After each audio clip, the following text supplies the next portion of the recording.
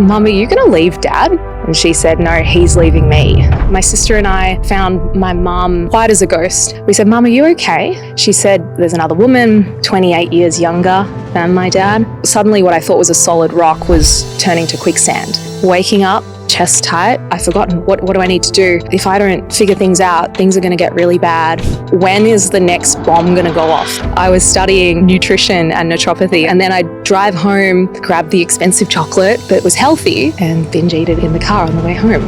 Well, if love isn't available, food will always be here. So I'd try to suppress my feelings and get through my emotions by eating whatever I could find, then throw it up.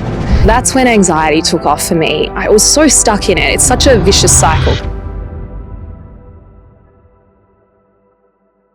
During the bike rides, what we'd do is like, I'd go off for the week, Jono would go off for the week, we would like delve into growth. Then we'd come together on the bike ride. He would share what he learned, I'll share what I learned. We'd come together and like I think every week we'd have a revelation on like something. Like we're like, whoa, we just unlocked something new. And it was just like, yeah, week by week it was happening. And then again, he'd go off, I'd go off. And I'm like, man, did you hear about this? And then, we'll just connect on it and unravel it on the ride. And it was just, it was a special time. And then we came up with Organic Reflection, which was stemmed around a product, which is Carbon 60. Yeah. But then it's just grown into like this whole wellness brand. And here we are today. Oh, I love that, guys. With you. I feel like having that foundation and background is just like such a blessing going through the times we're going through now, where the news is just so like hectic and the world feels so uncertain. It's like it gives you something to like help navigate. Yeah. I feel like, again, I don't know what the times are, but during COVID, it was like people were like thinking, this is the end. Is it going to be like this forever? But I was always just like, stay in my path. I know this will end. Because everything does. Everything ebbs and flows. Everything always changes. It's inevitable. But I wasn't focused on it. Like I barely knew what was happening. Like I really just didn't want to know. Like I blocked it out, the noise, and I just stayed focused. And that's why we were building brands. My building company kind of was getting massive through that time. And I wasn't focusing on the noise because you get distracted and then you can't focus. Yeah. And I feel like now there's so much going on, and I know the times will change again. Like it's inevitable. In 2-3 years, what's it going to be? We're not going to be talking about this. There'll be another problem. Yeah. And I don't want to, if I'm focused on the problems and then the next one and the next one, I've got no time to focus on me, my businesses, my family, my spirituality. So although I know in the background there's so much going on, but I've blocked it out again. Like I know, all right, I know there's stuff going on. I know it's good to be aware and conscious, but am I going to gain anything from it? Totally. Most likely not. Yeah. Is me knowing what's happening going to help the situation? Most likely not. Is it going to help me? Most likely not. So I'm just like blocking the noise, focusing on my family, myself, my businesses, my spirituality, and then that noise will pass like everything else. So I feel like if you can try not to like focus on that, it's like it's a blessing, because you're narrowing in on things that you should be, not the noise. So, couldn't agree more. Yeah. I feel like COVID was a bit of a good practice run, because you were like, for me, or for even I know for all of us really, like there were times during COVID where it did get the better of us, and then you start falling for the narrative, but then a couple of days passed, a few meditations or whatever, and you snap out of it. But being able to snap out of it is the skill. It's building that skill to not be distracted by that noise, you know? Yeah. And then like COVID finished, now whatever's going on. But in between, there's been heaps of problems the whole time. But it's just what you put your perspective on, what you focus on. So if you haven't focused on problems, then you don't see them. Yeah. But now it's just like, it's another big thing in the media, and they pump it and they drive it, and it's in everyone's face. Now everyone's focused on it again, and they think the world's going to end. I know. But really, there's always shit going on. Yeah. You know? There's probably a meteor on its way to Earth and we don't know about it. Like if you focus on it, then you're going to be stressing for the next 20 years till it hits. Yes. You know, but it's just So like true. you got to just not worry about what's going on, kind of be oblivious and just run through life in your own lane. Yeah. So true. I'm almost like, now I want to ask you guys a whole lot of questions about your life. Like I'm like, but this is. No, enough about us. Let's get deep. Tell us a little bit about yourself. Let's rewind the clock. And like what's probably like one of the earliest childhood memories that was probably like a pivotal moment in your life? Oh, gosh. So I work with the subconscious mind. So I have used that technique to go back to some really far back memories and things that I never consciously would have thought I would remember. So if we want to go all the way back, I can actually remember a glimpse of and the feeling of being breastfed. Wow. And I'm the youngest of 3. And I remember a moment of my mother obviously had 2 other young children and she had to go and attend to them in that moment. And it was this experience for me of like, I can't have what I want. Like there's not enough for me. And that is such an interesting kind of theme, how these patterns sort of can play out through our lives and give us this sense of scarcity, which is definitely a big pattern that I've seen through my family. I come from a family where everyone pretty much has anxiety, especially the women. And I'm the first in generations to ask the question, maybe there's a different way to deal with this and something that we can explore beyond just the traditional approach and the things that you're told to do, you know, go to the doctor and get your prescription. It never felt right for me. There was a moment where I went to the doctor and I asked for medication thinking this is just what you do. And that doctor, I remember, thankfully kind of paused, put her glasses down the tip of her nose and looked at me and she said, because I was only 17, 18 at the time, I was just starting to feel like, okay, life's kind of hard. And she said, no, I don't think you need this yet. Like you can come back, but not now. And that was a moment where I had to go and find something else and started my whole journey into what else could there be to work with anxiety and stress and feel okay in the world and feel okay with all the uncertainty of life that is beyond just what we're told is what we can do. If you're serious about energy, recovery, and long-term health, listen to this. C60 supports your cells by helping reduce oxidative stress and by supporting mitochondrial function, which is your body's energy production. One of the few supplements that we personally take daily. We only talk about products we actually use, and Carbon 60 is one that stayed in our routine. For us, the difference showed up in recovery, clearer thinking, and overall day-to-day resilience. If you've been looking for something that supports your body at a deeper level, C60 is definitely worth exploring. Was there something in particular that causes the anxiety? Can you unravel that? Or? Yeah, 100%. Yeah. I mean, it's funny. I figured out how to play the rules of life early on. I was a good student. If you gave me the scorecard and the map and the follow these steps, I could do that. I was a good girl. And that served me for a while, right? Through high school, I could kind of be okay with getting through things. And then all of a sudden, when I was 19, we were on a family holiday in Bali. And my dad was acting kind of strange, but you know, he was a moody guy. Like sometimes he would just be like that. So we kind of disregarded it. It wasn't a big deal. And then a few days in, my sister and I sort of found my mum looking very strange, white as a ghost. And we said, Mum, are you okay? And she said she wouldn't tell us what was going on. And we thought at that time that my dad couldn't really function without Mum. So we said, you know, my sister and I, like, Mum, are you going to leave Dad? And she said, no, he's leaving me. And there's another woman. She's 28 years younger than my dad. And it was just this devastating moment where I remember feeling so sick and feeling like, oh, I just don't want this to be real. This can't be real. And so we were actually on our way to go then have dinner as a family. And Mum said, well, let's just talk about all the best memories of our family and try to, you know, remind your father why he should stay. And I remember it being quite easy to drop into that delusion and just be like, okay, everything's okay. We'll just pretend. But it wasn't okay. And we'd sort of probably been living in a bit of a delusion for a long time at that point. And that just shattered my sense of what I can put my feet. You know, it was like suddenly what I thought was a solid rock was turning to quicksand. And I was just sinking down. And for even years after that, I would just wake up with this feeling of like, this isn't how the story was meant to go. It shouldn't be this way. So that's when anxiety took off for me in a whole new way. It was beyond just perfectionism and being a high achiever and getting that ego boost to feel okay. It became, when is the next bomb going to go off that's going to, shatter my foundations? And it was a journey all through my 20s of trying all the different things you could possibly try.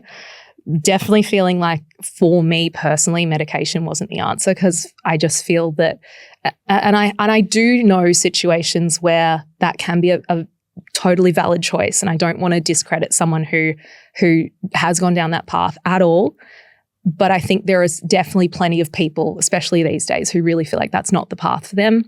I was so determined to find something else. So I picked up Louise Hay's book, How to Heal Your Life. I found it one day. I don't know if you guys know that book. No. Oh, she's such an old school, she's like the original affirmations guru of like, just start saying that you love yourself and look in your own eyes in the mirror and say, I love myself. And I remember that feeling so awkward at the beginning and thinking, does this stuff really work? But, leaning into it and then finding limitations with that process as well, because we can say all the affirmations and sometimes you're just kind of trying to suppress something inside yourself with this positive self-talk. So I had to then go a layer deeper again.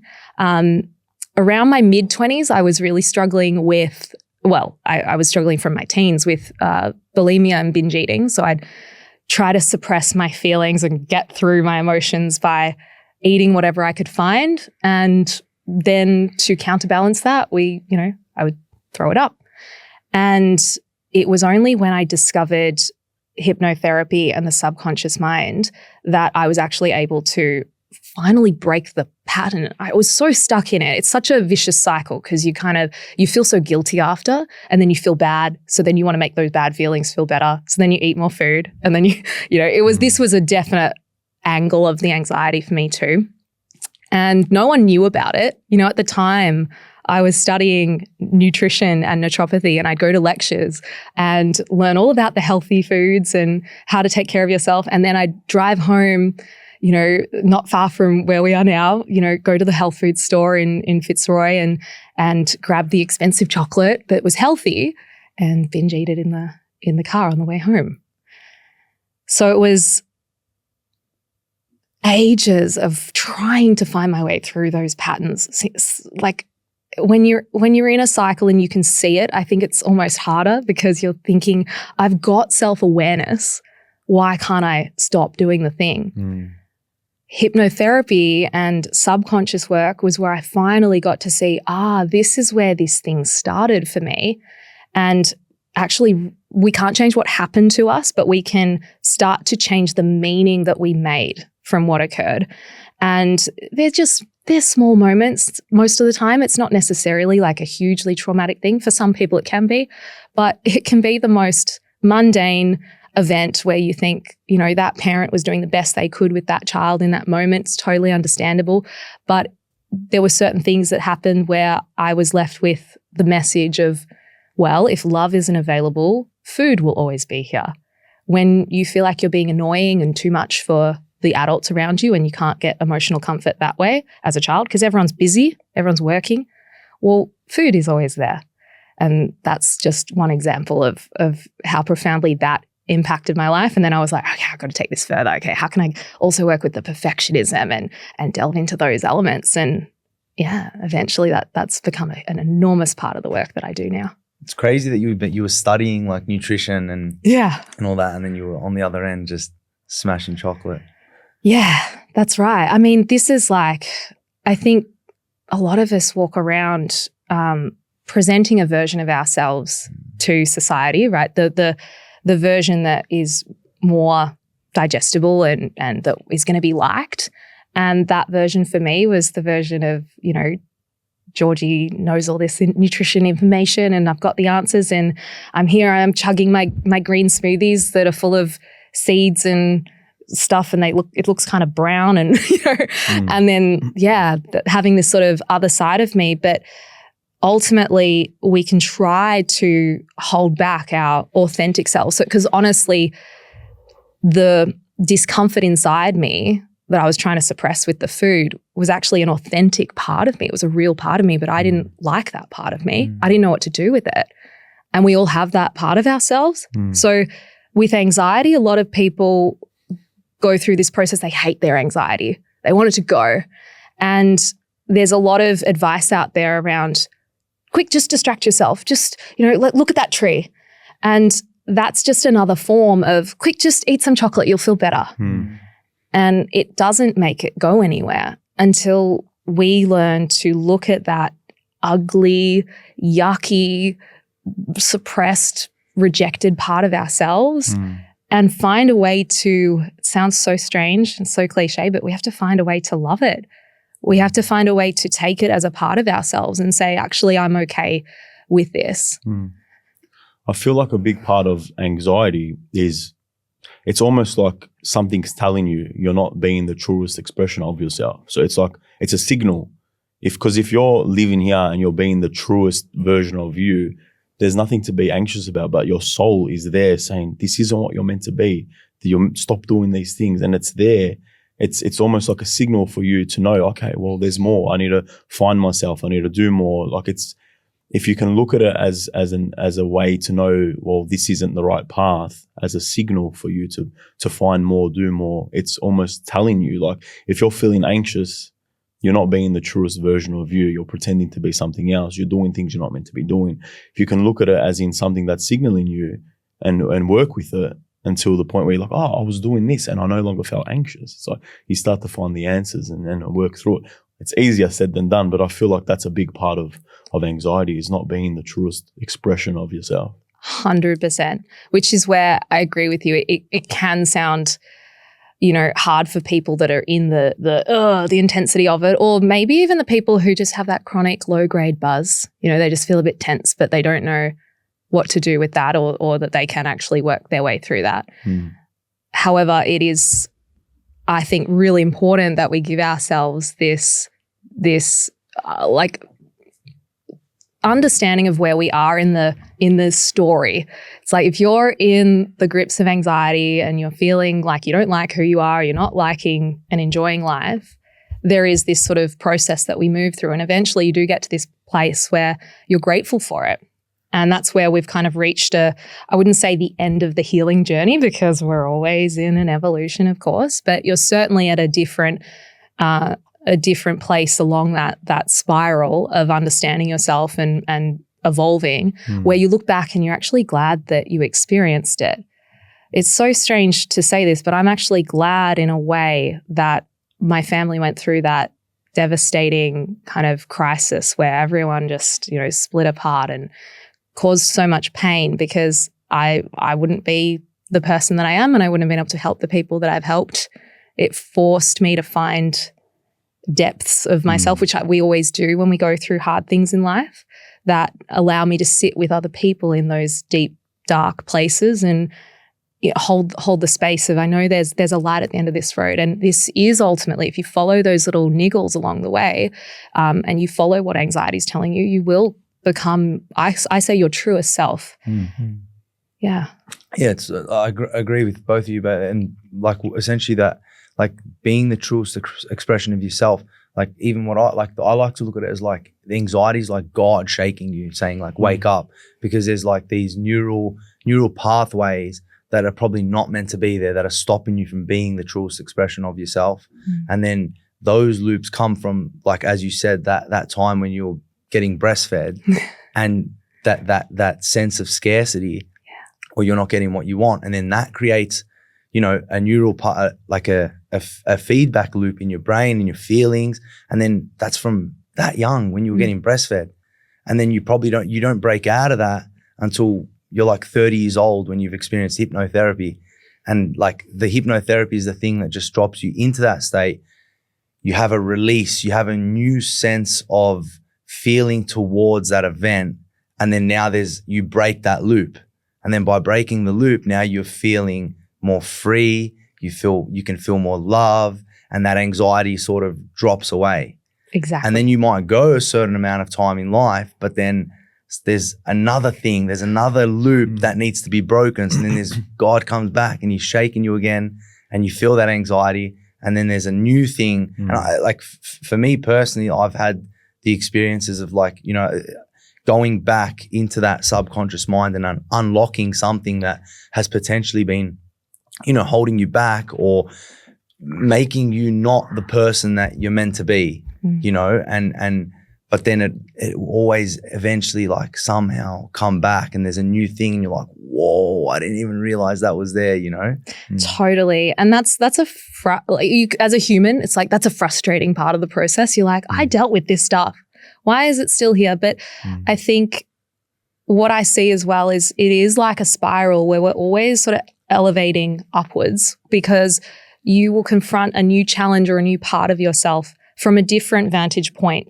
I think when we're teenagers or even children, you know, we haven't lived enough life to know that, for example, an emotion comes through you. It's really awful in that moment. Oh, no, I don't like this feeling. But if you ride the wave, it passes. And then when we get a bit older, we're like, if we do that work to get more comfortable with feeling our feelings, it's like, oh, cool. Okay. So I just need to like really let this grief come over me. And in a few minutes, perhaps max an hour, you know, I'll if I really drop into it, I will be feeling relief. I'll be feeling more level. We don't know that when we're young. We discover that later. So, you know, I like to think as much as, yes, the journey continues, we are always getting more resilient, more wise within ourselves. Yeah, it's also the story you're telling yourself. So something that I'm remembering was like when I was in primary school young, and we used to read as a class, and I used to struggle to read. So if it ever came out, oh, Paul, read the next page, and I used to get anxiety. And then I used to be embarrassed because I was stuttering, I couldn't understand the words, and I was young, and I remember thinking at the time, I'm someone that can't read. All right, and then it came a point in my life where I was old enough and conscious enough to say to tell myself I can read. Like I was just a bit slower than everyone else, but like now I read better than anyone else. But at the time, the story I was telling myself for such a long time is, oh, I can't read, I'm different, right? And that's just something that you got to change the story, because that story that you're telling yourself is the limitation. Yeah. Everyone can do anything, but you can't do it if you're saying you can't do it. All right? So if you change the story, if you go in deep enough to change that story, there's nothing that you can't do, but it's just what you're telling yourself that you can and can't do. Yeah. Something that I've been doing with my daughter, and I don't know if it's working or not, but my daughter's 2.5, almost 3. And I'll pick maybe 5 or 6 memories from when she was 1 to 1.5 to 2.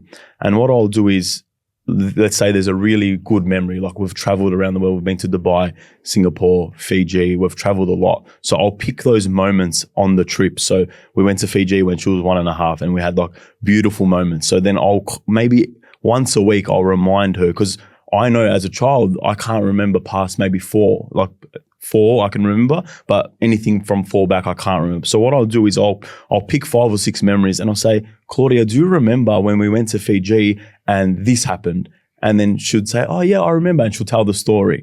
And then like I'll continuously tell her. So like I'm trying to bring through, because if I just leave them there as a memory, I feel like it's going to be harder for her to tap into those memories. But I'm trying to bring them over to the point where she's 5 or 6, so she can remember when she was 1 as a 6-year-old. So I'll continuously tell her a story of a good memory when she was 1 or 2 and bring it through to her life, because you can remember when you're 5 and 6, but you can't remember. So that's something that I'm trying to do from a young age. I love that. That's so beautiful, because you want to give her a good sense of life is good and you're supported and there's wonderful adventures here. Yeah, correct.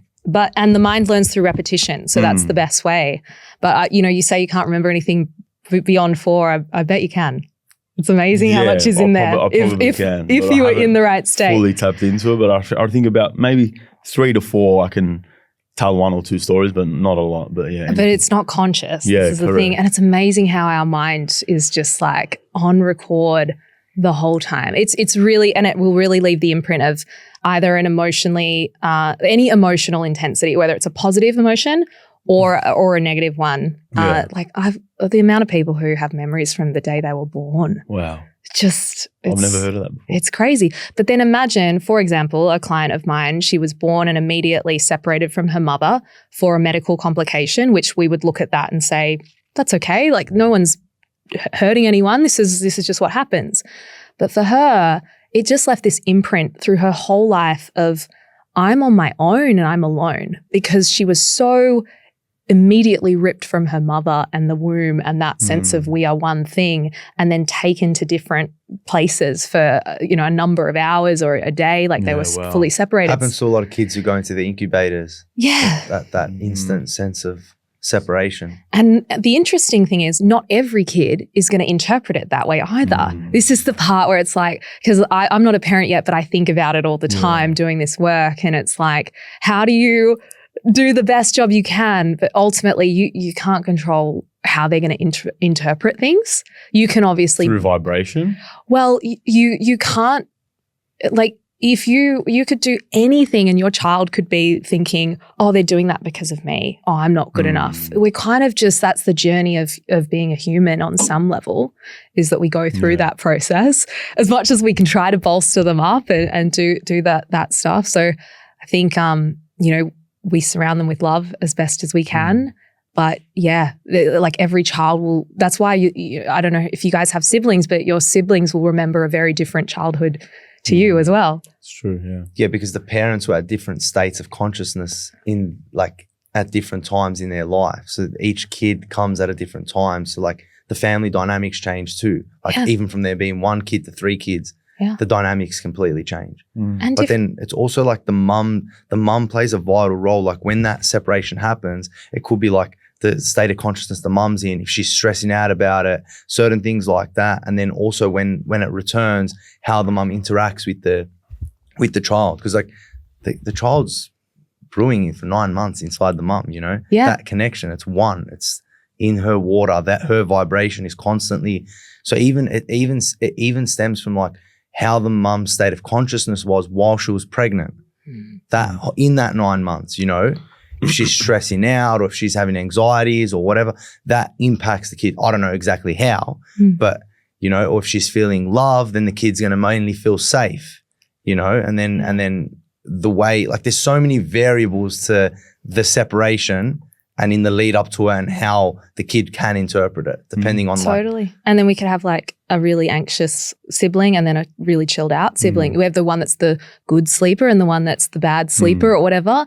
And it's just, so this is where I'm often asked, is anxiety just genetic? It's just isn't it just in our genes? It gives people, I don't like this as a full stop, because it kind of gives people the impression that I'm just an anxious person or I'm just one of those high-strung, stressed out people, and that's all I can be. It's in my personality.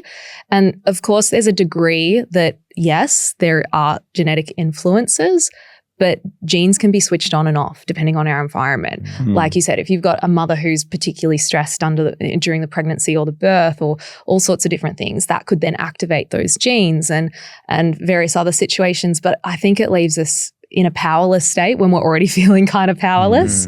And I just love to remind people there's so much more we can do beyond just our genes, or it's just in the family. So what is it that you're doing now? Are you working with trauma, and are you a trauma specialist? I don't advertise myself that way because I feel like it's true. Yes, I do. But it's more that it's something that a lot of the women I work with probably aren't ready to call it that, or might feel a bit like, oh, some are like, oh yeah, I had like so much stuff in my childhood that I want to work through. And others will say, but I had a good childhood. And I say to them, so did I. I had a good childhood.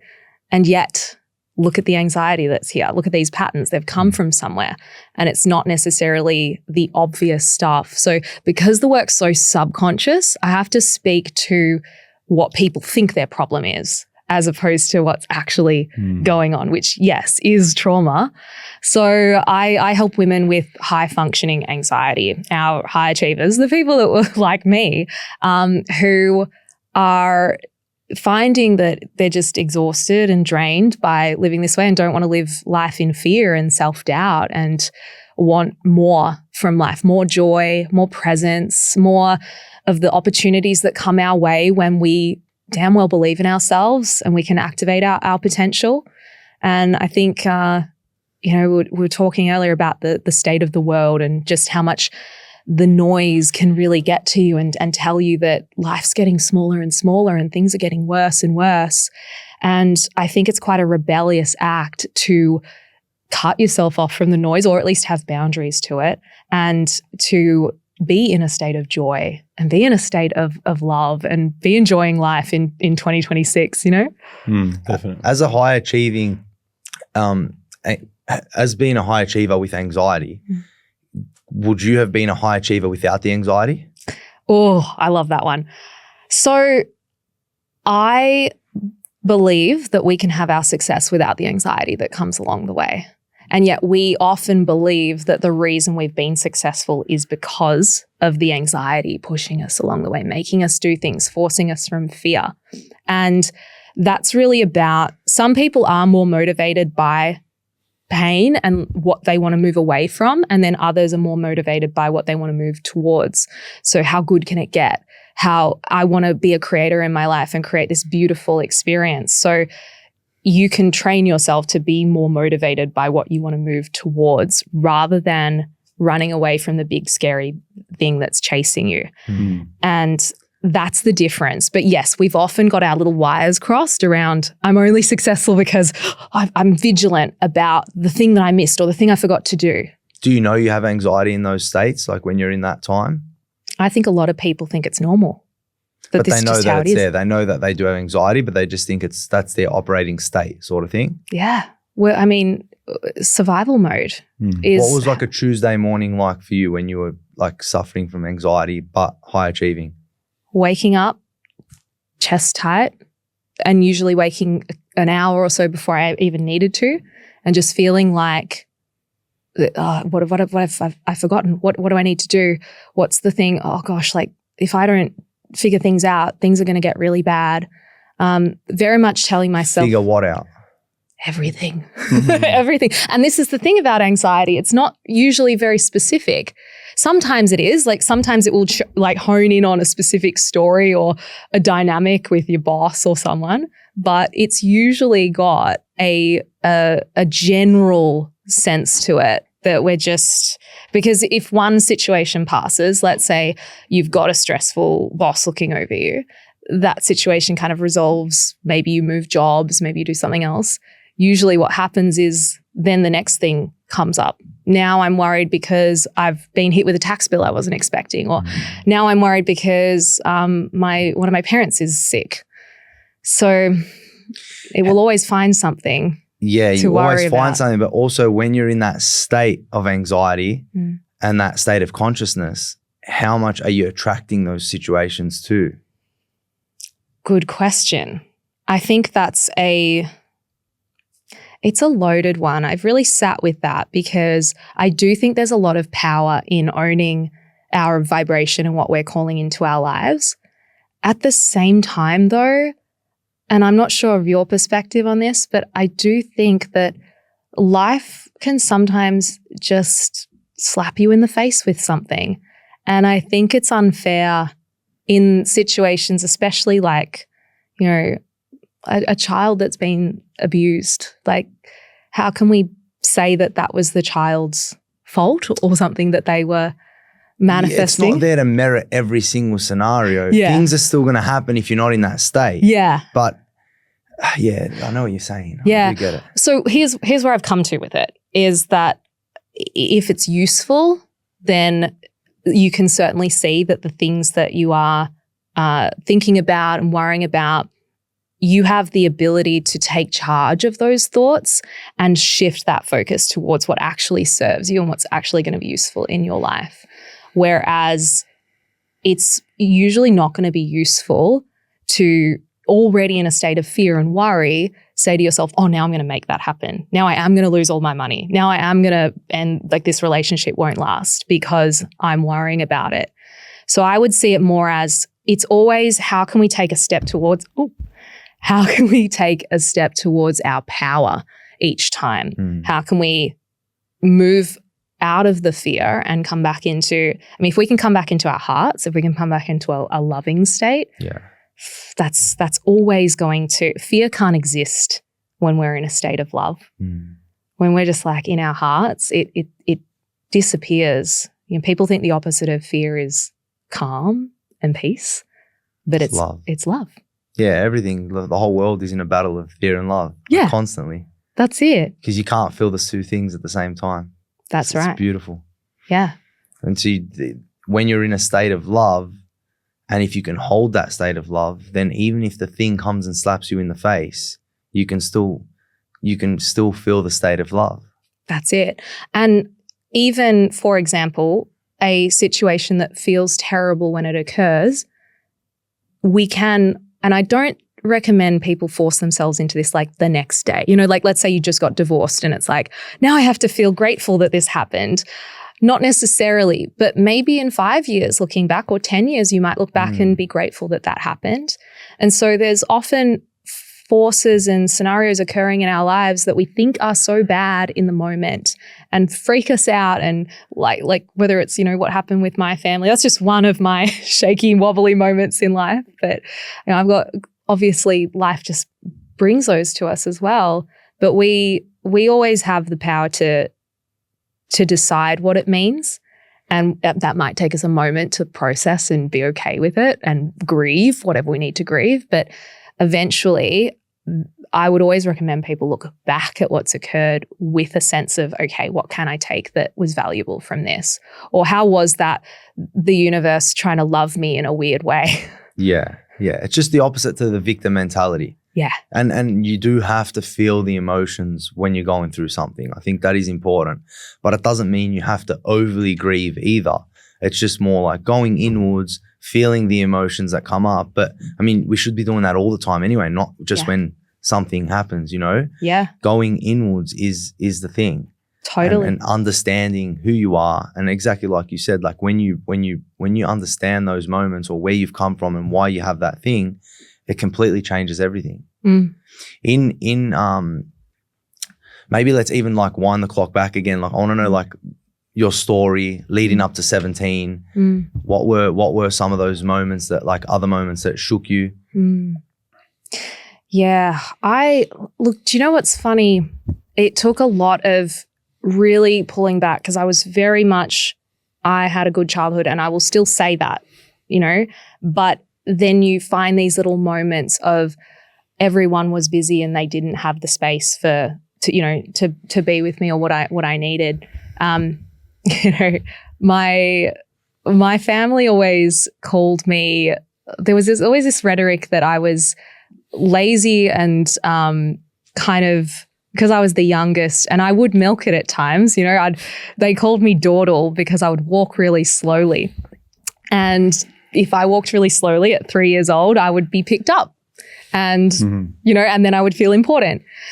But there was actually something deeper that I discovered later down the track. I found myself in my late 20s, early 30s in a pattern of, why am I attracting emotionally unavailable men? And why am I like, how do I break this pattern? And it took me back to that moment, being that 3-year-old, walking really slowly. And it was so beautiful to actually see it beyond the story my family had told me as you know, becomes family legend as you sort of have these little jokes. And I was like, oh, actually, I was feeling really sad when I would do that because I was missing my dad. I was feeling that because he was so busy all the time, working all the time, not available, right? And there was a part of me that was yearning to be with my father, like any child would. And unfortunately, in our modern way of living life, we spend so much time away from our children. And so there was a hope that if I walked slowly, whether he was there or not, he would come and pick me up. And it was, you know, part of this healing process was me being the one to go and pick up that 3-year-old. And I wouldn't say that, you know, totally then, you know, never attracted an unavailable person again, but it was a huge step, you know, and there's always these steps that we're making through that. So that's just one that set me for that, you know, foundation of yearning for again, what I felt wasn't available to me. At what point did you work out that you were walking slow because you wanted your father to pick you up. Like, how do you even get that awareness? Hypnosis. Okay, so it was subconscious. Later on in life. Wow. None of this is conscious. This is the coolest thing about it. You could be totally absorbed in the situation of now. And for me at that time, I was, going to all my friends' weddings, sitting on the singles table, feeling like, I've just had my heart broken again, or I've just had someone ghost me again. Like, what do I have to do? And it feels so personal and so now, but then being guided by someone and being taken back to where that began, then it's like, oh my God, this is 3-year-old me coming through here. And the 3-year-old is choosing the partners as well, because she's trying to find the replica of that experience. Yeah. Like, no one lives the perfect life or have the perfect childhood. Like, I'm there as much as I can for my daughter. Like, I make such a conscious effort to be around, but like, I have multiple businesses. I'm unfortunately not around as much as I'd like to be, but I'm there any second that I'm free. I'll be with her, but how do we avoid, these, or is it just something that's just a part of life? Like, if I know my daughter would miss me right now, but what can I do to make that better, or to avoid these things happening to her? As an adult, like, is that something that is there any tools or anything we can do now to make that better, or is it just something we live with? What you're asking is such a natural question when we're talking about these things and reflecting on how these moments in childhood then can affect us later in life. And even the fact that you're thinking about it and aware of it and asking it says so much about the kind of parent that you are. And even if there's distance, it sounds like there is a steady presence in her life that you bring. And perhaps there are conversations that happen around, I'm going now, but I'll be back, or I'll see you later. And and this isn't, I try to be very clear. We're not necessarily blaming parents here, because that's not helpful for anyone. And my father, for example, did the best that he knew how, and in his mind, it was going out and being a provider, and that was the best way he could be a father. Now, when it came to sitting with emotions and being present in that way, he didn't know how to do that for himself. So how was he going to be able to do that for me and my siblings? And so while there, I've had my moments of anger and resentment around that, at the same time, he wasn't even asking that question.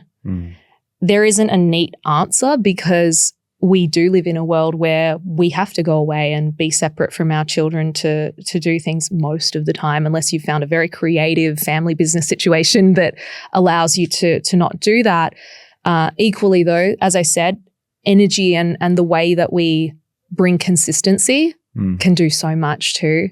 And I think for me, I was never sure when Dad was coming back, or when he, how long he'd be, and those kind of things as well. Definitely influence it. So there's no neat answer. I wish there was. And I would say, yes, it's also part of, like, I have all this awareness too. I'm going to have a child, and my child is probably going to have some limiting beliefs about not being good enough, being different in some way, or that what they want isn't available to them, because these are the 3 ones that underlie almost everyone in some way, on some level. Is this more of an issue with females? What particular, those beliefs? Even just anxiety in general. I wanted to ask you that before, but like, how does it differ, like anxiety as a whole, between females and males? But even now on that conversation, because like they say, like, daddy issues, like girls have that, they have that bond with their father. They yearn, like, even you're saying this. Yeah. Is that something that's way more common in females, to have this anxiety to do with something to do with the father? So I see patterns with, it's both parents, honestly, for everyone. Like, we're so, like, just think about the male drive to kind of get your father's approval and want to be like seen as successful by him. So that's such a thing. And a lot of women of my generation and the clients that I work with, we've got that background of you need to be a strong, independent woman. Right. And so that's led to a lot of anxiety for women, and a lot of this high functioning anxiety, perfectionism, beyond everything, controlling often, and not feeling safe to just relax sometimes and just be creative sometimes and just potter around the house. the things that can be so nourishing for our bodies. But then there's also a lot of things that happen with mothers as well. So I'm just, obviously using my own stories are more linked to dad with many things, but so many mothers that just could never praise their own daughters, never gave them the warmth because they had their own stuff going on or they were jealous of their daughters, which is really a huge pattern that I've seen as well. And we're all going to be impacted. I mean, there's mummy issues that guys tend to have too that can come up as well, wanting a woman to perhaps like be that soothing, nurturing presence so they don't have to take responsibility. But ultimately, it is this journey of finding the part of ourselves, whether we're male or female, whatever we identify with, and finding the part of ourselves that feels vulnerable and not sure and scared, and finding a way to acknowledge it, which is acknowledging that there's anxiety here rather than distracting away, acknowledging there's some pain here, and how do we work with it? How do we take it with us? How do we make it a part of ourselves and bring it with us? So it's like a parent taking a child, picking them up when they're scared or crying and holding them close. And we have to do that with ourselves. And that is part of this process. And along the way, we might have resentments towards our parents, or we might grieve some moments where we didn't get what we needed, but it's that process of being that parent for yourself, being your own ideal parent. And that's the best thing each one of us can do to take our power back. If you're drawn to these conversations, chances are you care about how you think and how you feel. Our C60 was created for that intersection, supporting your body while you do the work. It's linked below. Is there a healthy level of the father leaving? Because I think it's a common thing. The father has to leave, go provide, come back. So is there a healthy limit? Because I feel like also because I leave all the time and I'm not there, your kids love you more. Like they miss you, they want to see you, and it creates that bond in a way. And then when you're there, you just give them 110%. Is there that level of? I know there's probably a bit that's too much. Like at the moment, I feel like I'm probably pushing it way too hard, and I'm not there anywhere near enough. But that's just a phase. But like when I'm just not there in a healthy amount, it kind of feels good, and any more probably gets annoying too. Yeah, I guess I always go back to what was the tribal setup that humans sort of originated in, and I think there's a lot of clues there. I'm not saying that life was necessarily totally better then. I think we can often see that through a very, rose-colored glasses. Like if only we just went back to when we were in the Paleolithic period and we were, eating all this natural food. But there were, other stresses in life then. But there's clues because humans are meant to be, we're very community driven. There is no doubt we feel safer when we're together. And there is this drive for families to be together beyond the nuclear family as well, like uncles, aunts, grandparents, raising children together rather than it being on just two parents. So that's one perhaps issue, is that so much is put on two parents, sometimes one. But that's obviously a bigger conversation. So think of hunter-gatherers or tribal scenarios. The men would go off to hunt, wouldn't they? They'd come back and usually be left predominantly with the women. So I think there is something in that's not necessarily totally unhealthy. That being said, there is, a drive for children to just think how vulnerable humans are compared to other animal species. Like a giraffe is born and within a few hours it's standing. How long does it take a child to stand and walk? That was the most mind-blowing thing for me when I had a kid. I couldn't believe how much it relies on us to survive. Otherwise, it would literally die. And that was you as well. Yeah. Right. Yeah, like each one of us was that vulnerable and that needy. Yeah. And we then sort of, shame kids and we're like, oh, you're being so attention seeking, or you're being needy. It's like, they are needy. And what if it's actually okay for them to want and need things and for us to try our best to meet those needs? So it's like human children are very vulnerable and they need us until, for a very long time. Yeah. I can't say when that ends. I mean, there's still a part of me that's like, I love having my parents in my life. We're definitely the most unique species. It took God six days to create the universe, and he rested on the seventh, but it takes 9 months to make a human. Like it's crazy. The algorithm behind us, the coding is just so complex. Totally. That we just have no idea. Yeah. It's crazy. Totally. What are some of the tools that you use? Are you actually, do you practice with hypnosis with your clients? Yeah, I do. And what are some of the tools that you use to help people? So I take people through at minimum 2-hour sessions. Wow. And we do a really deep dive. It's part of there's a journey. There's a 12-month process that I lead women through, where the goal is to move from this stressed out dynamic where that we think that's who we are to embodying what it means to be a calm woman. That doesn't mean there's zero anxiety in life, because if you walk in front of traffic and cars are coming at you, you're going to feel some anxiety, aren't you? But finding a way for that baseline to actually be rewired into you. And in these deeper dive sessions, which are woven through that process, we firstly relax someone and bring them into an alpha brainwave state, which is where the mind just opens up. So the things that, if I asked you, think of the youngest memory you've got, you think it's 4. But when you're in this state, it's like when you're dreaming at night, all these like bizarre things pop into your head and you're like, why am I dreaming about that ex-partner from 10 years ago, or that I don't know, that teacher I used to have, or a dinosaur. I don't know. Weird stuff pops into our brain. That's the subconscious mind. So I just like to show that as an example of how vast this space is. And there's so much in there. And so when someone's eyes are closed, they're lying down, they're relaxed, and they're being guided into this place, we can then say, tell us, mind of this person, brilliant genius mind, take us back to exactly the reason, the root, the cause of this anxiety, this perfectionism, this vigilance, this sense of heaviness, this self-criticism. And I can even give it, 6 combinations of different things. And it blows my mind every time. The scene that the mind will come back to, the memory, and it links perfectly to all of those themes. Wow. So it's like our mind's a supercomputer. And then once we've got the memory, we usually go back to 3, 4, maybe 5. We can then decode what occurred, because what happened, let's say you were 4 when it happened, you still tell that story in your subconscious mind from a 4-year-old's level.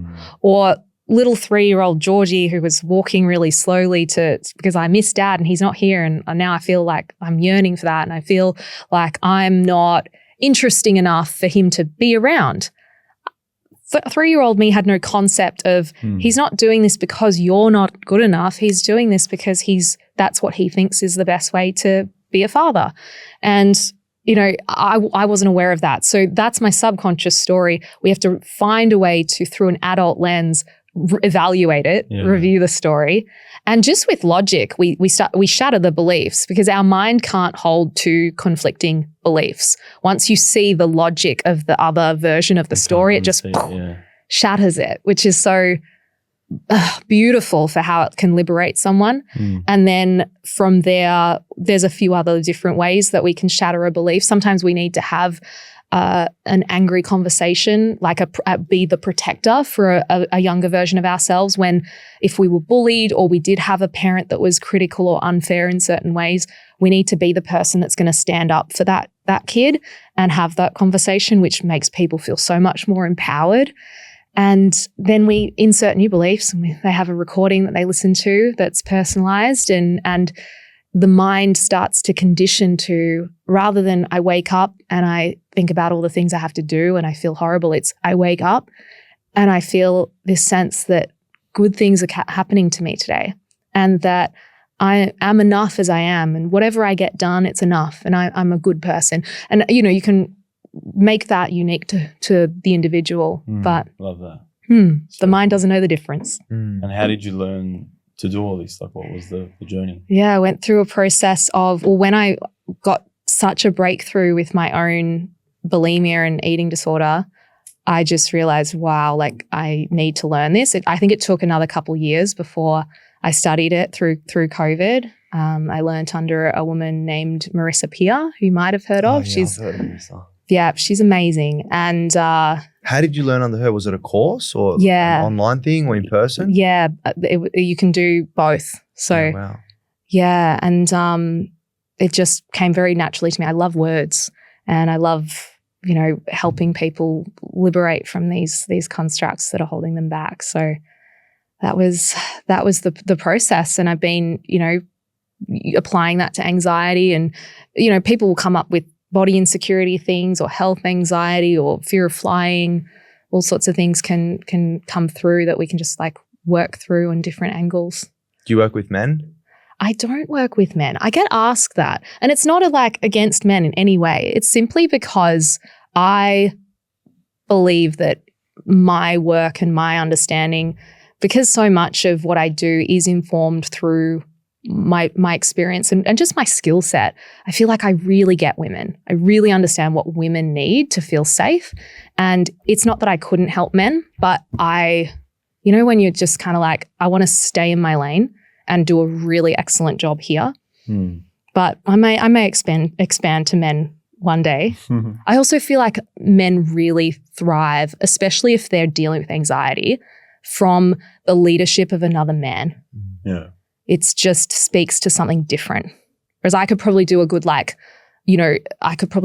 mothering, nurturing job, because that's my strength. But if I'm like, and now we go to war, it's probably not gonna, it's just swimming upstream. Yeah, it makes sense. Yeah. It makes sense. What is anxiety?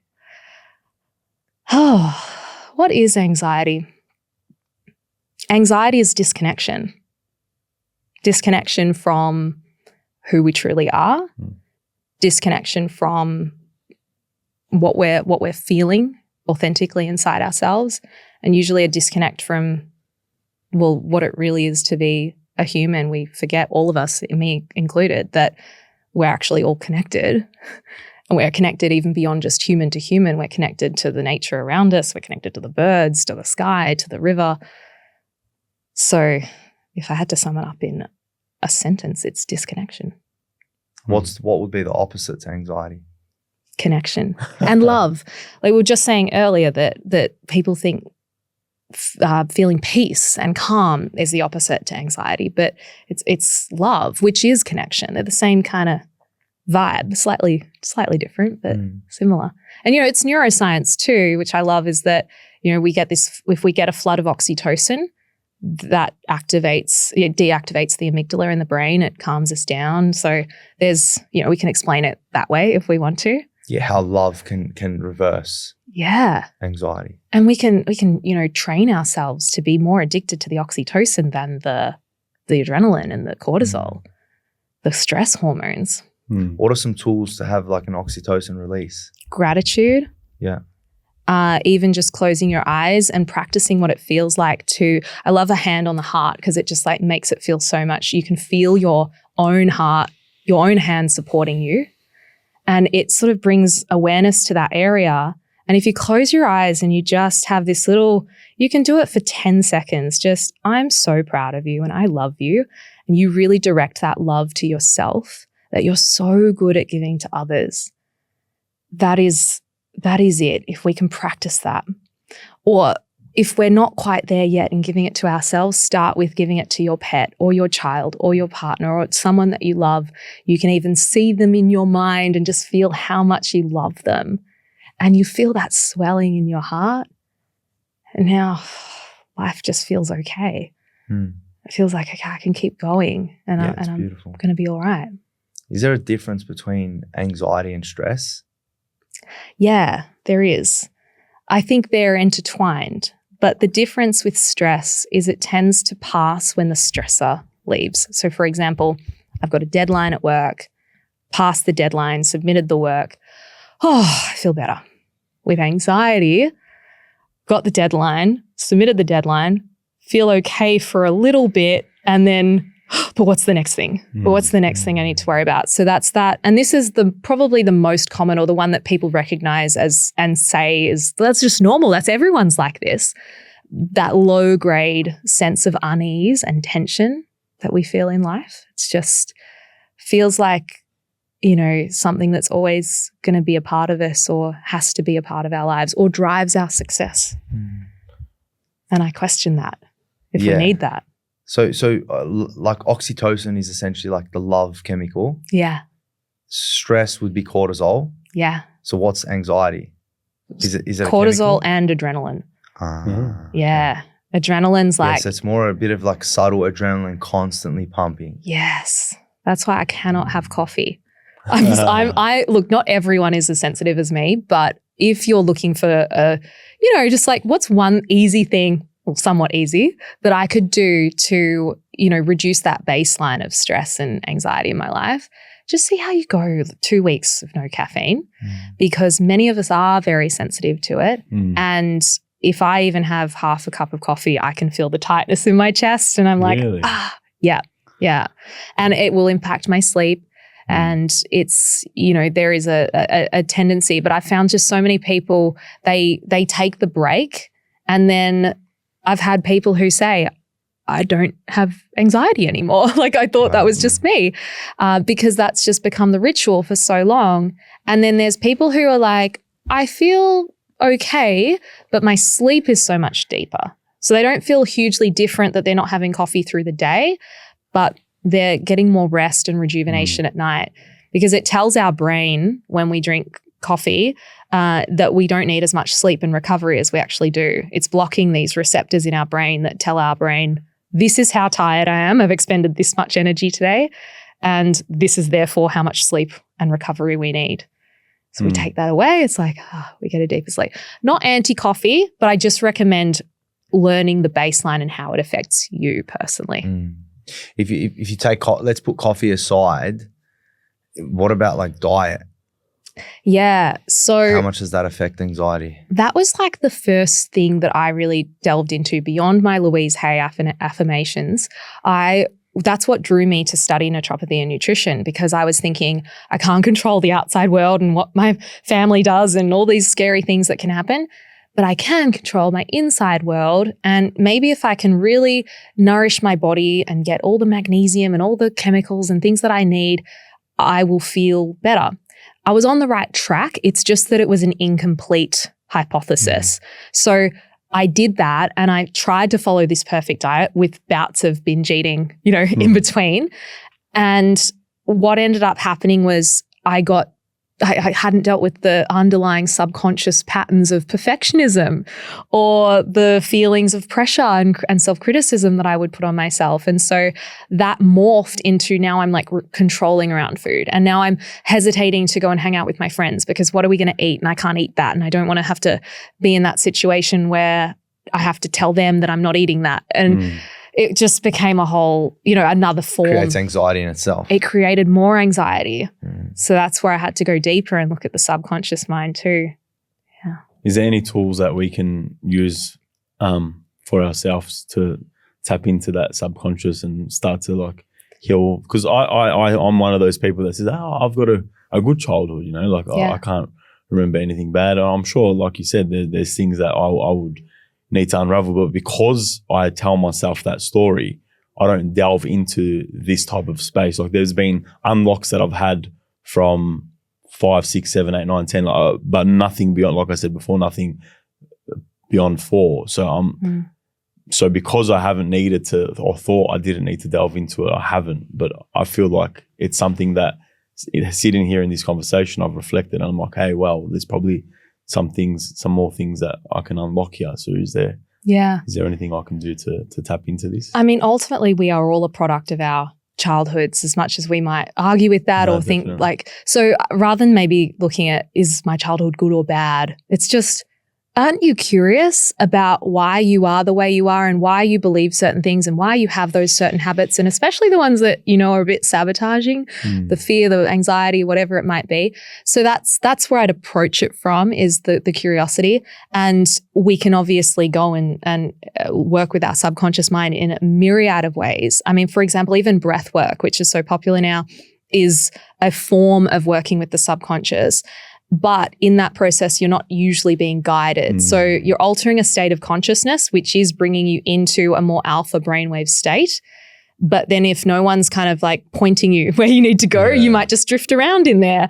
Same with psychedelics. So working with someone who can guide you, can just, it's just phenomenal. You just feel like you've been on this huge adventure, and you're like, you open your eyes 2 hours later and you're like, wow, wow, like where did we go? That was so insane. Cool. But you can also on your own, I mean, I have certain like self-guided sessions that I offer people where you can just hit play on a half an hour recording that guides you. And even it's not necessarily going to be as deep, but you can close your eyes and you can feel the feeling that's come up for you. Let's say something's triggered you. You're just like, the world feels like it's ending, or I'm feeling a lot of pressure around this thing and I know it's not actually that big a deal. So why am I feeling this exaggerated response to it? That's a good clue that it's not actually a now thing. It's coming from a younger version of you. And so with curiosity, you can close your eyes, you can feel that feeling and you can ask yourself, when did I feel this as a younger person? Let's just let the mind drift back. Did I have a similar feeling? Is this familiar to when I was a little child? And the younger you can go, the better. Often we might more readily collect something from our teen years or something, but go younger. When did I feel this? This is familiar. It's not new. And you might just get a glimpse. And then you might ask yourself, how old do I think I am here? What is this feeling? Okay, let's say I feel sad. I'm 4. What's happening? Okay, mum's here. Oh, mum needs to go to work and I'm sad about that. What am I believing about myself here? I'm believing that she doesn't love me, right? Like it could just be something like that. Like in this moment, she doesn't love me anymore. She's not coming back. And so that's why it feels so important to do this thing as an adult now, because if I don't do it, mum won't love me. That's just an example of how it can unfold. But yeah, that's a quick, I do that myself, knowing this process. If something comes up, I might just, where's this feeling coming from? What little Georgie is this that I need to go and tend to today? And it's just that process of finding that little tender part, giving her some love, holding her close and saying, we got this together. Love that. It just takes one time. Like because now I'm thinking about myself, like every time I leave the house, you can reassure, you show your kids you love them. One of my daughters will always ask, like, are you going to work? Are you going to yoga? Like she'll ask the questions and you just reassure. But then there's like maybe that odd time where you leave, you're in a hurry and you don't have that time. Is that the time that does it, or are they okay most of the time? Again, it's such a like normal thing, because it's like the parent guilt was coming in, but it's like, honestly, you could do anything, and you don't have control over how they're going to interpret that moment. That rushed moment, they might be totally okay with and didn't affect them. But another day or another kid, in that moment, I'm actually interpreting it this way. I feel like it's all the whole too, because like you're such a good dad, you give your kids so much love. Like I feel like if you weren't emotionally available and then you were leaving, it's like I feel like it all plays a part. It's not just like the leaving. Not just the moment. It's all the things. Like one thing that I do with my daughter, and I've done it every single day since she was pretty much born, I say to her 3 things. I say, and now she like obviously when she was young I was just saying it, but now she interacts with her. I say, who do I love the most in the world? She says, me, Daddy. I said, who's the best thing that ever happened to me? She says, me, Daddy. And I said, who's the safest girl in the world? She says, me, Daddy. And I'll do it every day without a doubt before bed. Like I don't think I've missed a day. That's so little gorgeous. Things like that. So cute. Because you're leaving the imprint for her of what she expects from the masculine in her life, or the man, that she will, and eventually one day she'll grow up and she'll meet a man. And it's just beautiful that if a man came up to her and was just like treating her like whatever, she wouldn't even be interested in that. She'd be like, I'm not interested in you. Oh, and here's the guy that's like doting on me and tells me I'm amazing and that I'm the best thing that's ever happened to him. That's the right place for me. I feel like it all plays a part. Yeah. For sure. Yeah. It helps with the leaving, And that's what I meant about that. You can provide that consistent energy even if you come and go. We're never going to be able to be there constantly. It's just a part of life. I'm going to mess up my kids too, guys. It's going to happen. But also I get solace from knowing that because I have awareness, I can keep creating that loving backdrop for them. And maybe I'm hopeful it will just give me that little bit of extra patience to try to step into their world at times when it would be easier to just say, oh, you're being annoying right now. Yeah. It's just that moment of, life is hard right now. It's hard when you're being rushed. It's hard when you don't get what you want. as opposed to being like, oh, they're chucking a tantrum, you know? Just, but that's the best we can do. Yeah. You can only do your best. You can only do your best. Yeah. What does a day in the life of Georgie look like at the moment? The day in the life of me, it's different all the time, honestly. Is there any wellness routine or like? That stuff. Well, I always have my cacao in the morning. That's a sort of so the fact that you guys brought me a cacao, I'm just blown away. And that's something that I do partly because it's heart opening. And it actually, has compounds that activate that heart space. And it's just a grounding thing. I mean, if I didn't have it with me, I'd be fine with a cup of tea as well. But it's just something that means in the morning I have a slow moment to be with my heart as opposed to spiraling in fear and anxiety, right? It's like, it's just a way to create this loving morning, because mornings used to be the really stressful, rushing, intense thing that I would dread, and I've made the morning a really lovely thing to experience. I'll often do some journaling. I'll play some music, which I think we underestimate just how powerful some gentle, calming music can be in the background. And then usually maybe I'll do some movement and off we go. Am I doing a podcast? Am I filming YouTube content? Am I having client sessions? That's me for the day. Yeah, so good. So and mornings are pretty important, eh? Yeah. Because they start the energy of the day. That's I feel like it. if I wake up and there's chaos, just like the whole day ends up. Like I'll need to like consciously be like, oh shit, I started my morning average. Let's wind back. Let's stop for a minute. I'll chuck even if I'm driving, I'll chuck some meditation music on just while I'm driving and just like calm and then the energy will change. Like yes. I feel like it's so important to start your day in that energy, and it flows on through the rest of the day. Yeah, and practicing those micro habits as well of like, how can I support myself? It's not that it's wrong to get stressed at times. It's not that like we can really get perfectionistic about it in that way too. But it's just my breath is always here with me as well. And I can always be that loving parent to myself. That's been such a practice that is now automatic that, oh, there's a part of me that's feeling vulnerable or scared right now. I'm going to go reassure it and give it some love and tell it like, we got this. If my, I'm feeling a bit agitated, okay, like maybe I need to breathe. Maybe I need a power cry. Love a good power cry. Like that's just 5 minutes, 10 minutes of just like, just need to feel this. Something's really hurt my heart or disappointed me. And I just don't want to keep my heart closed to the world. I want to keep it open, and life's going to, hit it sometimes. And so I let the emotions flow through. I see it as like keeping the vessel clear rather than letting the emotion build up. But again, I'm speaking from the perspective of being a woman, and I'm not saying men don't have feelings or need to feel or cry. You do, but it's usually not like, it's different. It's like I feel that men can have a different sort of resilience to the emotional heart-poking stuff that women often, typically, just need to feel more. Like we if we don't, then we get sick. We get problems. Dis-ease. Yeah. That's why like 80% of autoimmune conditions are women, and Wow, I didn't know that. Yeah. 80% of autoimmune is in women. Wow. Yeah, wow. And through a subconscious lens, there's a pattern of, if the immune system has learnt to attack itself and self-attack, there's usually a pattern of the mind is attacking itself too.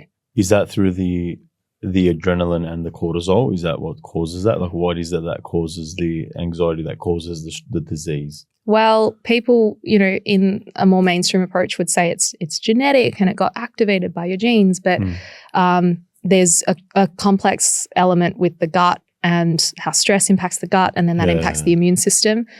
And usually there's an underlying like vicious inner critic that people have when they've got autoimmune stuff as well. So it's like if the mind is saying, I hate myself, the immune system learns that too. And I have seen some pretty profound things occur when we gain that we take control back of that mind and we shift in the direction of self-love. Some pretty amazing stuff happens on the physical level too. This is why I couldn't just be a naturopath and work with the physical body and supplements and food. It just was so clear and evident to me that it was so much bigger. Have you ever worked with someone like that's on the verge of like suicide? Well, not that deep. I have. Usually I will refer if someone's really needing urgent care and they're in that space. However, I have had people who have had those thoughts before, and I'm happy to sit with someone in that space because I think, and I'm happy to say this too, because I think it's actually understandable when life gets really hard that we might have a thought of, it would just be easier if I could just stop this now.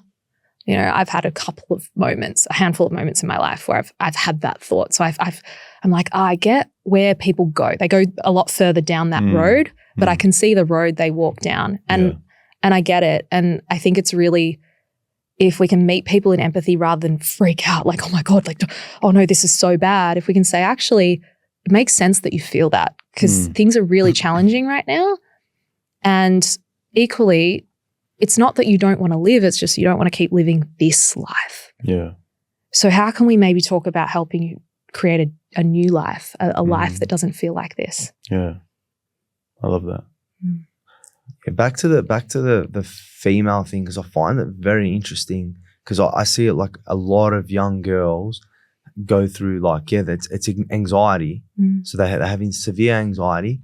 And the byproduct is always gut problems. It's always like a gut issue. So true. And a lot of girls have gut issues and they think it's gluten or they think it's all these things, but it probably does stem from some sort of neural pathway that's just keeping them stuck in some loop, yeah? It's all connected. It's all that. So like someone could easily get relief from following a certain diet pattern. Like if you've got chronic bloating, for example, or IBS, which is a really common condition, you will feel relief if you follow a low FODMAP diet temporarily. It just removes the fermentable foods from the diet that tend to be a bit abrasive and harder to digest. They're healthy foods, so you'll get relief. But then we haven't really usually I've never found someone where I couldn't find a deeper thing. No, it's always energetic. It's always something in the subconscious. Just think about what our ancestors have been through too. Like our grandparents didn't have therapy or self-help books or any awareness of this stuff. And what did they go through? World wars and, like so many huge things, moving countries and leaving family behind, no phones to connect you and FaceTime. Like imagine just saying goodbye to your whole family and never seeing them again. So these have left ripples and patterns which we know are passed down through epigenetics. And then we're now a much more aware generation, thanks for the information and awareness, that we can start to look at these patterns. And yes, there's going to be an element of gut issues being caused by certain foods we're eating, perhaps, but also what's made the system so unable to tolerate those foods? What's made the gut so sensitive?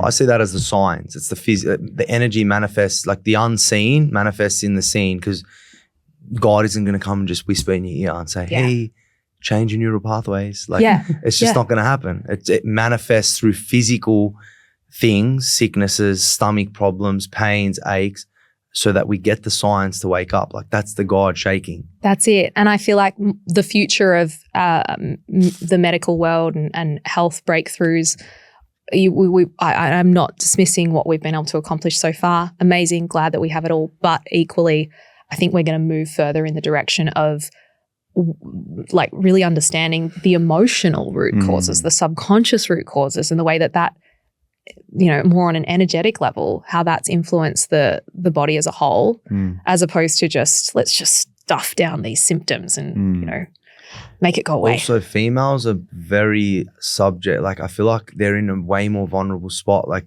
they go to the doctor usually when they get their period because of the pain. And I think periods are probably just meant to be painful. It's just something you gotta go through. I don't know. Wait, before okay, I'll let you finish because I want to hear your opinion on it. But what I'm saying is they always, so it's the most common thing now, they get girls on the pill to suppress their period, which is causing the females so much issues. Whereas guys are just like, as in boys, teenage years, you're not really going to the doctor for much, but girls, they've got them. Because every single girl is getting put on contraception, and it's just amplifying all these issues later on in life, from falling pregnant to probably mood swings to the gut problems, and probably even to the anxiety that we're talking about probably amplifies it. You know what's just occurred to me as you share that? I feel that what that does for women is it severs self-trust. It severs their ability to trust their body because my body's doing this thing. It's against me. Why is it causing pain? And then we kind of outsource that trust to our authority figure, the doctor, and we just say like, help me with this.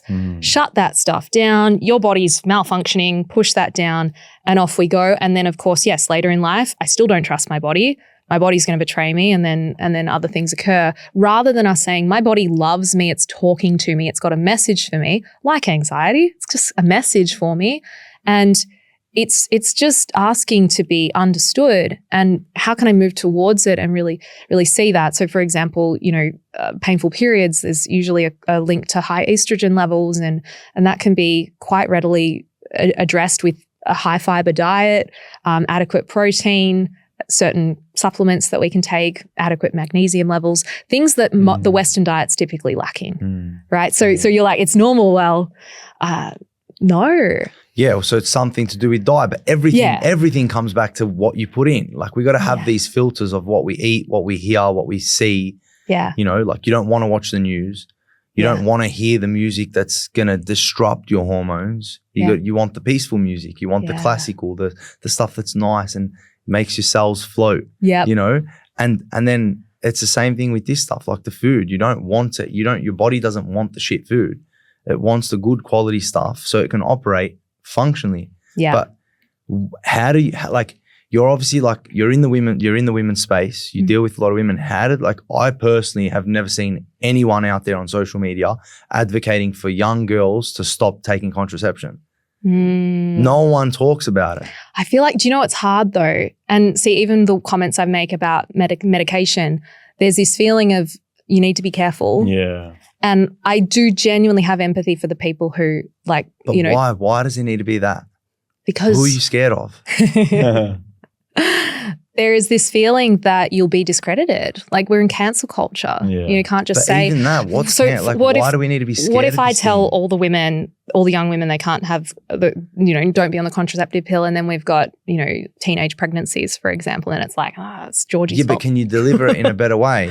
Yeah, you can. Because they're not taking the contraception so they don't fall pregnant. You're right. They're taking it for different reasons. But it could be more around education of if you do have a bad period, there is other options. It could be the magnesium, all the things you mentioned. That's right. The education, maybe not directed on the not to take it, but hey, if you are suffering from a bad period, these are the things that could be the problem. I feel like there's not much on that either, Definitely. So maybe just reverse engineering it as opposed to not directly saying don't take the contraceptive, but there is other options. And there's this distrust that young teenage girls are not in control or can't also, make positive choices for themselves or be aware of and learn there are certain times of your cycle when you're fertile, there's certain times when you're not. Like these are actually things that we can learn that we're told are just risky and unreliable when that's actually not what the science shows.